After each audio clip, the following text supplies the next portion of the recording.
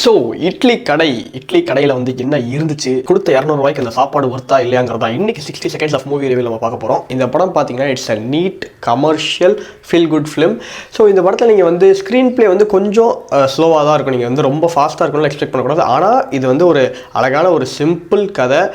எல்லா கேரக்டர்ஸ்க்குமே இம்பார்ட்டன்ஸ் கொடுத்து நம்ம ராஜ்கிரண் சார் ஆகட்டும், சத்யராஜ், பார்த்திபன், தனுஷ், அருண் விஜய், அப்புறம் 2 ஹீரோயின் எல்லாருக்குமே வந்து கேரக்டர் இம்பார்ட்டன்ஸுங்கிறது நீட்டாக வந்து தனுஷ் அவர்கள் வந்து எழுதியிருந்தாங்க. இந்த வாட்டி ரைட்டிங்கில் வந்து தனுஷ் வந்து வின் பண்ணுறாரு தான் நான் சொல்லுவோம். அவரோட கம்பேரிட்டிவ் டைரக்ட் பண்ண மீதி படத்தோட இந்த படம் எனக்கு வந்து ரொம்பவே பிடிச்சிருந்துச்சு.